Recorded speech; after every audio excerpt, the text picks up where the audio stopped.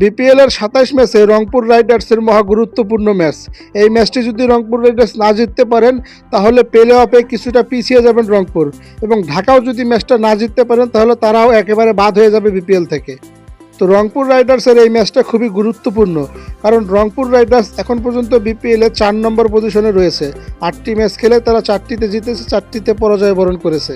অপরদিকে Dhaka Capitals ৮ match খেলে ৬টিতে হেরেছে, ২টিতে জিতেছে। ঢাকা ক্যাপিটালসের হাতে ২টি ম্যাচ আছে, তারা যদি ২টি ম্যাচ জিতে কামব্যাক করতে পারে তাহলে তাদের হাতে একটা সুযোগ রয়েছে।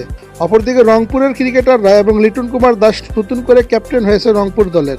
সবকিছু নতুন করে তারা ফিরবেন, এবং পাকিস্তানের কিছু ক্রিকেটাররা যারা চলে গিয়েছিল তারা আবার বিপিএলে কামব্যাক করেছে।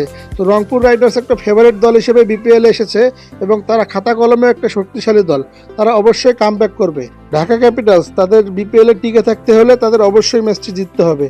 যদি হেরে যায় তাহলে বিপিএল থেকে একেবারের জন্য বাদ হয়ে যাবে তারা। কিন্তু বিশেষ করে রংপুর রাইডার্সের জন্য এটা মহা গুরুত্বপূর্ণ ম্যাচ, এবং তাদের হাই ভোল্টেজ ম্যাচ বলা চলে এটি। কারণ রংপুর শিবিরে যে ক্রিকেটাররা চলে গিয়েছিল পাকিস্তানের জাতীয় দলের খেলা থাকার কারণে, তারা অবশ্যই ব্যাক করেছে বিপিএলে।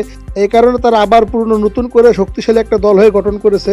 সেই সাথে দলটিতে নতুন করে ক্যাপ্টেন এবং মিরপুরের মাঠে খেলা, সব মিলিয়ে রংপুর রাইডার্স তারা কামব্যাক করবেন।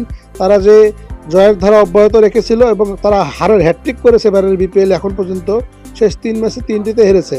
তারা অবশ্যই গতকালকে ম্যাচটি শুরু হবে বেলা ১টায়, তারা ম্যাচটিতে কামব্যাক করবে, আমরা এটাই কামনা করি। তো রংপুরের কারা কারা আছো কমেন্টে সাড়া দাও।